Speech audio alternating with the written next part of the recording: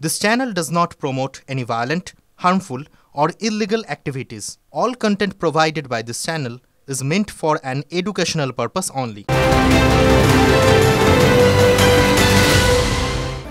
আবহার পারত্ব চড়ছে, ভোটের উত্তাপ সেটাও চড়ছে, তপ্ত হচ্ছে গোটা বাংলা। ঠিক এই অবস্থায় আবারও নিয়োগ দুর্নীতির অভিযোগ।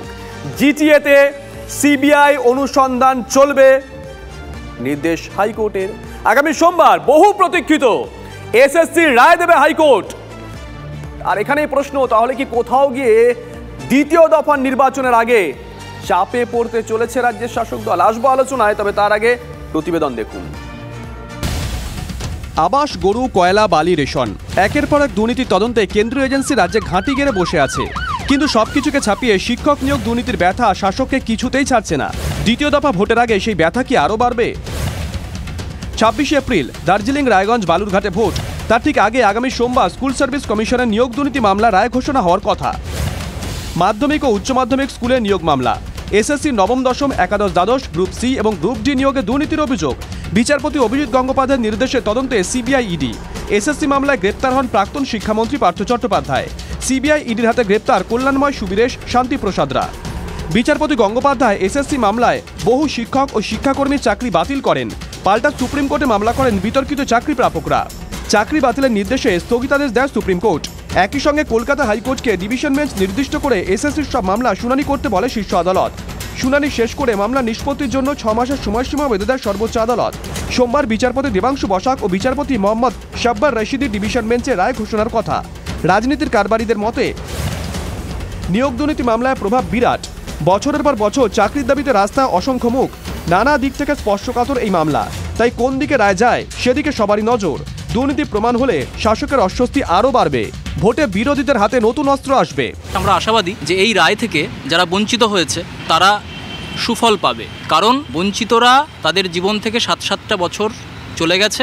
আমরা চাইব যারা যোগ্য তাদেরটাকে বিশ্লেষণ করে সঠিকভাবে নিয়োগ বহাল রেখে, যারা যোগ্য নয়, যারা টাকার বিনিময়ে চাকরি পেয়েছে তাদেরটা খারিজ করা হয়। যারা অন্যায় করেছে তাদের শাস্তি হোক, কিন্তু এতজন যোগ্য প্রার্থী যারা অপেক্ষায় রয়েছে দিনের পর দিন, তাদের চাকরির দরজাটা আদালত খুলে দিন। শুধু এসএসসি মামলাতেই তো নয়, দ্বিতীয় দফায় পাহাড়ে ভোটের আগে পাহাড়েই দুর্নীতির অভিযোগে চাপে শাসক দল। কারণ জিটিএতে শিক্ষক নিয়োগ মামলায় সিবিআই অনুসন্ধানের নির্দেশ বহাল রেখেছে কলকাতা হাইকোর্টের ডিভিশন বেঞ্চ। ছদ্মনামে সরকারি আধিকারিক পরিচয় দিয়ে কেউ একজন চিঠি পাঠিয়েছিলেন শিক্ষা দপ্তর এবং আদালতে। সেই উড়ো চিঠিতে পাহাড়ে শিক্ষক নিয়োগে পাহাড় প্রমাণ দুর্নীতির অভিযোগ করা হয়েছিল। সূত্রের খবর, সেই চিঠিতে 2018-19 সালে জিটিএ নিয়োগে দুর্নীতির অভিযোগ। কোনো নিয়োগ প্রক্রিয়া ছাড়াই 800-র বেশি শিক্ষক পদে চাকরি। 2021 সালের জুলাইয়ে আরও কয়েকজনকে নিয়োগ।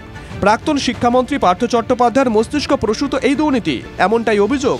দুর্নীতিতে সক্রিয় ভূমিকায় বিনয় তামাং ও টিএমসিপি নেতাদের একাংশ, এমনটাও অভিযোগ।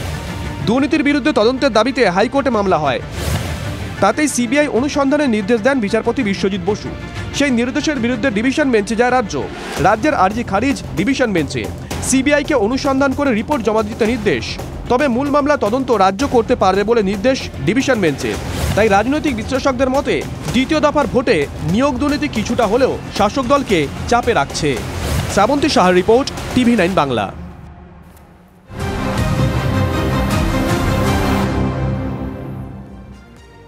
আপনারা দেখলেন প্রতিবেদন। আসুন এ নিয়ে আলোচনা করি। এই মুহূর্তে আমার সঙ্গে রয়েছেন ভার্চুয়ালি বাইরে থেকে শঙ্কর ঘোষ, বিজেপি বিধায়ক। শঙ্কর বাবু, শুভজিৎ রয়েছি। আমরা প্রতিবেদনে পুরোটাই দেখালাম রাজ্যে দুর্নীতির অভিযোগ কখন, কোথায়, কি নিয়ে উঠেছে। আজকে দ্বিতীয় দফার নির্বাচন দার্জিলিং কেন্দ্র, সেখানে 7টার মধ্যে 3টে বিধানসভা কেন্দ্র পাহাড়ে। তার আগে জিটিএ নিয়ে এই রকম অভিযোগ ওঠা, আদালতের এই রকম একটা অবজারভেশন, নিশ্চয়ই আপনারা প্রচারে নিয়ে যাচ্ছেন বিষয়টা। শঙ্কর বাবু। ধন্যবাদ। নিজেও ব্যক্তিগতভাবে প্রচারের মধ্যেই রয়েছি। আমি শুধু এইটুকু বলবো যে আমাদের মাননীয় সাংসদ রাজু বিস্তা মহাশয়, যিনি লোকসভার প্রার্থী, তিনি এই ব্যাপারে প্রথম সরব হন এবং বিভিন্ন দপ্তরে তিনি এই ব্যাপারে অভিযোগ জানান। পরবর্তীকালে আদালতের মাধ্যমে সিবিআই তদন্ত। দেখবেন চরিত্রগতভাবে এই দুর্নীতিগুলো একটা জায়গায় এক হচ্ছে, সেটা হচ্ছে যে অযোগ্যরা চাকরি পাচ্ছে, সেই চাকরি পাওয়ার ক্ষেত্রে তৃণমূল কংগ্রেস বা শাসক দলের নেতাদের পাশাপাশি একটা সরকারি সিস্টেম এটাকে এস্টাবলিশ করবার জন্য তারা সর্বদা প্রস্তুত হয়ে রয়েছে। ফলে এই যে দুর্নীতির একটা বাস্তুতন্ত্র তৈরি হয়েছে পশ্চিমবঙ্গের অভ্যন্তরে, সেখানে একদিকে যেরকম মেধাবীরা তারা বঞ্চিত হয়েছে, অন্যদিকে অযোগ্যরা চাকরি পেয়েছে, আর তৃণমূলের নেতাদের পাশাপাশি সরকারি আধিকারিকদের একাংশ এই দুর্নীতিতে যুক্ত হয়ে তারাও বেশ মধুপান করেছেন। ফলে আমাদের আশা হচ্ছে যে আদালতের রায়ের মধ্যে দিয়ে যেরকম একদিকে যোগ্য প্রার্থীরা চাকরি পাক, আর ইরেসপেক্টিভ অফ দেয়ার স্ট্যাটাস, তৃণমূলের রাজনৈতিক নেতা মন্ত্রী হোক বা সরকারি আধিকারিকরা হোক, এদেরকে খাঁচাবন্দি করবার দায়িত্ব যাতে রাজ্য বা কেন্দ্রীয় প্রশাসন নেয়, সেই দিকেই আমরা তাকিয়ে আছি। শঙ্করবাবু, একটা পলিটিক্যাল প্রশ্ন করতেই হচ্ছে, কেন্দ্রের ভোট, শঙ্করবাবু, কেন্দ্রের ভোট রাজ্যের ইস্যু আঁচড় কাটতে পারবে? দেখুন, এই রাজ্যে আমাদের যখন কেন্দ্রের সরকার নির্বাচনে আমরা দুটো জিনিসকে সামনে নিয়ে এসেছি। একটা হচ্ছে তুলনামূলক আলোচনা। একদিকে যেরকম কেন্দ্রের সরকার গত 10 বছর দুর্নীতিহীনভাবে চলা, আর এই রাজ্যের সরকার দুর্নীতির পাকের মধ্যে ডুবে যাওয়া, এই দুটোর মধ্যে দিয়ে দুটো রাজনৈতিক দলের নিজস্ব পরিচয়ও কিন্তু মানুষের সামনে ফুটে উঠছে। ফলে এই রায় অবশ্যই ভারতীয় জনতা পার্টিকে রাজনৈতিকভাবে অবশ্যই নির্বাচনের আগে সুবিধে দেবে।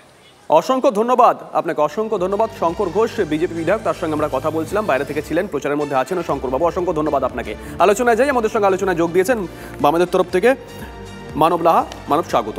কৃষাণুবাবু, আপনাকে দিয়ে শুরু করি। তৃণমূলের শীর্ষ নেতৃত্ব তারা জলপাইগুড়ি গেছেন, কোচবিহারে গেছেন, আলিপুরদুয়ারে গেছেন, শিলিগুড়িতে গেছেন, কিন্তু শিলিগুড়ি যে লোকসভার মধ্যে পড়ছে তার 3টে বিধানসভা পাহাড়ে শীর্ষ নেতৃত্ব ওঠেনি। কারণ কি? একটা কি জিটিএ? এখন এগুলো শোনা যাচ্ছে, আপনারা যদি সিলেক্টিভ শোনেন তাহলে তো আমার কিছু করার নেই না। এই যে রাজু বিষ্টার নাম করা হলো, রাজু বিষ্টার ছায়াসঙ্গী বিজেপির একজন মহিলা নেত্রী, তার বিরুদ্ধে তো ভুরি ভুরি অভিযোগ আছে কেন্দ্রের বিভিন্ন প্রকল্পতে রেলে নিয়োগের জন্যে টাকা নেওয়ার অভিযোগ। সেই ভিডিও এবং অডিও ভাইরাল সব জায়গায় ঘুরছে। আদালতের একটা বড় অংশকেও পকেটস্থ করা গেছে, তার জন্যে বিচারপতিকে রিটায়ারমেন্টের আগে রিজাইন করে আইপিএসকে রিটায়ারমেন্টের আগে করতেই পারে। যদি বিচারপতির আর আইপিএস আপনার চোখে এক মনে হয়, তাহলে তো আমাকে অন্য করে তাহলে পাটিগণিতটা নতুন করে আলোচনা আসি। এর আগে আমার পরিষ্কার কথা, সিবিআই তদন্ত 2 বছরে কি প্রসব করেছে, 2 বছরে কি জানতে পারলাম আমরা? কিছু জানতে পেরেছি? অভিযোগগুলোকে শুধু জিয়ে রাখতে হবে, নির্বাচনী ফায়দা লুটতে হবে। আর যদি কেউ অভিযুক্ত সাব্যস্ত হন, বিজেপির নেতারা চটজলদি তাকে দলে নিয়ে প্রার্থী করে দেবেন। এটাই তো মডাস অপারেন্ডি। এই যে বললো যে আমাদের কেন্দ্রে 10 বছরে একটা দুর্নীতি মুক্ত দল, তাহলে সিএজি ভুল বলছে না? আপনি সিবিআই রিপোর্ট বলছেন তো? সিবিআই ইনভেস্টিগেশন না হলে, 1 মিনিট, সিবিআই ইনভেস্টিগেশন না হলে আমরা জানতে পারতাম না যে এসএসসি সেই তথ্য যেখানে নবম দশমে র্যাঙ্ক জাম্প করে 183 জন চাকরি পেয়েছেন। সিবিআই ইনভেস্টিগেশন না হলে আমরা জানতে পারতাম না এসএসসি সেই তথ্য যেখানে র্যাঙ্ক জাম্প করে একাদশ দ্বাদশে এসএসসি দিচ্ছে 39 জন চাকরি পেয়েছে। এইগুলো সিবিআই ইনভেস্টিগেশন না হলে আমরা জানতে পারতাম না এসএসসি দিচ্ছে তথ্য, এসএসসি তথ্য দিচ্ছে, কৃষাণবাবু এসএসসি তথ্য দিচ্ছে, এটা কোনো মিডিয়ার তথ্য নয়। সিবিআই ইনভেস্টিগেশন না হলে আমরা জানতে পারতাম না এসএসসি দেওয়া সেই তথ্য 952 জনের চাকরি হয়েছে, 800 জন সুপারিশপত্র পেয়ে গেছে, এটা আমরা জানতে পারতাম না। আপনি একটু দেখান না, আপনি বিজেপির প্রতিবেদনের আগে কি শুরু করেন? বিজেপি যাদের সর্বভারতীয় সভাপতি ঘুষ দিতে গিয়ে ধরা পড়েছিল, ওই শুরু করেন না। কিন্তু তৃণমূলের সময় আপনি একদম 2 বছর 4 বছর আগের থেকে তৃণমূলের আমরা এসএসসির তথ্য দেখালাম। শুরু করেন কি আপনাকে? আমরা এসএসসির তথ্য দেখালাম। অভিযুক্ত বিজেপি, সেই বিজেপি থেকে আমরা এসএসসির তথ্য দেখালাম। আপনার তাহলে আপনার ব্যাপম দিয়ে কি আপনাদের টিভি 9 কি ব্যাপম দিয়ে শুরু করে? করে না, এর চাপটা আমরা বুঝতে পারি। লোকের মুখে নুন পড়লে পরে তখন নানান সংবাদ মাধ্যম ইত্যাদি সবাইকে দোষটা দেওয়াটা স্বাভাবিক। যাই হোক, আপনাকে আমি বলি, সংবাদ মাধ্যমের উপর রোজ সেটা সংবাদ মাধ্যমের অহংকারও বটে। বলুন, জিটিএর ওপর, জিটিএর ফরমেশনটা ইটসেলফই একটা ধোঁয়াশা আছে সেটার মধ্যে, এটা আমরা সবাই জানি, আর সেই চর্বিত চর্বণে যাচ্ছি না। দেখুন, এই যে উনি বললেন যে সিবিআই তদন্ত। প্রথমে কিন্তু এই তদন্তটা সিআইডির কাছেই গেছিল এবং সিআইডিকে কিন্তু ইনভেস্টিগেশন কন্টিনিউ করতে বলা হয়েছে। যে 700 জন মতন যে অ্যাপয়েন্টমেন্ট যেটা জিটিএ অ্যাডমিনিস্ট্রেট স্কুলগুলোতে টিচারের হয়েছে, সেগুলোর মধ্যে একটা ধোঁয়াশা ব্যাপার আছে। এবার কি ব্যাপার আছে, রেফারেন্সটা কোথা থেকে গেছে, যে চিঠিটা হাতে এসেছে, যে রেফারেন্স গেছে, যেটা তার অ্যাড্রেসটা হচ্ছে কেওড়াতলা মহাশ্মশান। অনেকে বলছেন ভুয়ো চিঠি। হ্যাঁ, ভুয়ো চিঠি হতে পারে, তবে কেওড়াতলা মহাশ্মশানের ঠিক পাশেই কে থাকেন বা কারা থাকেন ওই আশেপাশে এবং তাদের মধ্যে কতজন এই দুর্নীতির একদম শীর্ষ স্তরে আছে, এটা গোটা পশ্চিমবঙ্গের মানুষ জেনে গেছেন। তো যদি না জেনে থাকে তাই আমি কেওড়াতলা মহাশ্মশানটা বলে দিলাম। এবার কি হচ্ছে না, জিটিএর যিনি সেক্রেটারি তিনি কি বলছেন, তাপস বাগচি, তিনি বিজেপির কেউ নন, তিনি জিটিএর সেক্রেটারি। তিনি বলছেন যতগুলো অ্যাপয়েন্টমেন্ট হয়েছে কোনো অ্যাপয়েন্টমেন্টে কোনো প্রসিজিওর যেটা হওয়ার কথা সেটা নেওয়া হয়নি। এবার যখন কোর্ট এই সিআইডিকে তদন্ত করতে বলেছিল তখন স্টেট কাউন্সিল তারা কিন্তু গেছিল একটা কমপ্লেন ফাইল করতে। কোথায়? বিধাননগর পুলিশ স্টেশনে। না সিবিআই কিন্তু তদন্ত করছে না, অনুসন্ধান তদন্ত কিন্তু এখানে আদালত স্পষ্ট বলে দিয়েছে যে মূল মামলা তদন্ত করবে রাজ্য পুলিশ। একদম সিআইডি কে। এবার সিআইডি যখন করছে তখন বিধাননগর থানায় কিন্তু কমপ্লেনটি করতে গেছিল যে দেখো আমার এরকম ঘরের মধ্যে চুরি হয়েছে। বিধাননগর থানা বলেছেন না আমরা কমপ্লেন নেব। বিধাননগর থানাটাকে পুলিশের মন্ত্রীটাকে মানব অনেকক্ষণ ধরে দাঁড়িয়ে আছে। আপনারা আছেন এই তরজার মধ্যে। দেখুন, প্রথমত একটা বিষয় হলো যে শেয়ানে কোলাকুলি। আগে একটা কথা হতো চলে চলে মাস্তুতো ভাই, এখন লোকজন আজকাল কালীঘাটের দিকে তাকিয়ে বলছে চলে চলে পিস্তুতো ভাই।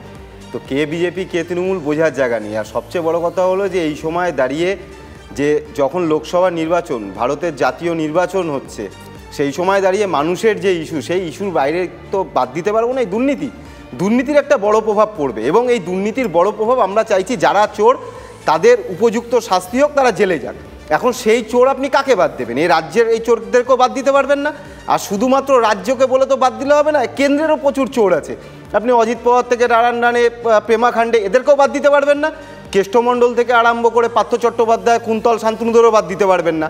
ঠিক ওই জায়গাতেই দাঁড়িয়ে আমরা প্রতিবার অভিযোগ করে এসেছি। আজকে যে তথ্যগুলো আপনি দিচ্ছেন এখানে দাঁড়িয়ে, এই অভিযোগ আমাদের নেতারা বারবার করে মিটিংয়ে সবাই বলেছে, ডেলোর কেলোর কথা বলেছে, বাড়িতে ফয়েল পুড়িয়ে দেওয়ার কথা বলেছে, এই শিক্ষক দুর্নীতিতে টাকার ভিত্তিতে নিয়োগ হচ্ছে সেই কথা বলা হয়েছে।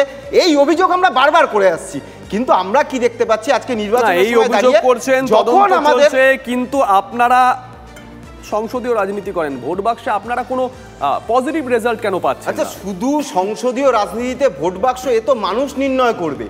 মানুষ, আমরা যারা অর্থনীতি বুঝি একটা জায়গা আমরা জানি, মানুষ দুটো সময় পরিবর্তনকে সমর্থন করে। এক, মানুষ যেটা চায় তার সবটা পেয়ে যায় তখন মানুষ পরিবর্তনকে সমর্থন করে। মানুষ যেটা চায় তার কিচ্ছু পায় না তখন পরিবর্তনকে সমর্থন করে। ফলে 34 বছরে বামপন্থীদের কাছ দিয়ে মানুষ কিছু পায়নি, এটা অতিশয় পাগলেও বলবেন না। মানুষের কাছে নতুন একটা মোড়ক যারা পৌঁছে দিয়েছিল, তার জন্য সেই জায়গায় আজকে দাঁড়িয়ে থেকে নতুন সরকার এসছে। আসার পর কি হলো? 15 বছরের দুর্নীতি, চোর, গুন্ডা, রাহাজানি, শিশু পাচার, গরু পাচার, কয়লা পাচার, বালি পাচার, আর অন্যদিকে ইলেকট্রাল বন্ডের নামে টাকা চুরি, রাজ্যের সরকার চলে। কমিউনিস্ট পার্টি এই ব্যাপারে একদম অপ্রাসঙ্গিক, এখানে বেশি আলোচনা করে লাভ নেই। আমি তো আপনার সঙ্গে ধৈর্য ধরুন, রাজনৈতিক দল অবশ্যই, কারণ এই পাহাড়ের গন্ডগোলের মূল কারণ কারা ছিল? এই সুভাষ ঘিসিং কাদের ছিল? আর আজকে জিটিএর কথা বলছে, এটা 2012 সালে জিটিএতে 28টা ক্যান্ডিডেট দিতে পারে। আরে আপনার সময় তো বলিনি, শুনুন না, আপনি শুনুন না, যারা আজ বলতে দিতে হবে আপনি বলবেন। না এভাবে হয় না, কারণ চোখের মুখে নুল পড়েছে কমিউনিস্ট পার্টি। আজকে যারা দুর্নীতির কথা বলছে, এ বড় নেতা না, বড় নেতা না, এ বড় আপনি এখন বলছিলেন রাজস্ব ছিল, বড়দিন আপনাকে দেবো বিদেশ থেকে টাকা নিয়েছে, বড় বড়, সেটারও তো সিবিআই তদন্ত আছে, বলুক সেটা। বৃন্দাকারার তো তথ্য আছে, বৃন্দাকারার তো তথ্য আছে, মুখপাত্র বড় নেতা। সুভাষ ঘিসিং কাদের সঙ্গে ছিল এটা যেমন প্রশ্ন, বিমল গুরুং কাদের সঙ্গে ছিল, কখন কার সঙ্গে গেছে, একদম সেটা আছে। আজকে যারা পাহাড়কে ঘেঁটেছে, পাহাড়ে আগুন জ্বালিয়েছে, জ্যোতি বসু আর রাজীব গান্ধীকে ওখানে আয়তবে সহচরী করতে গেছিল 1988 সালে, হাতে হাত ধরে কি করছিল? নেহাত তার কোনো ছবি আজকে হয়তো সংবাদের কাছে নেই।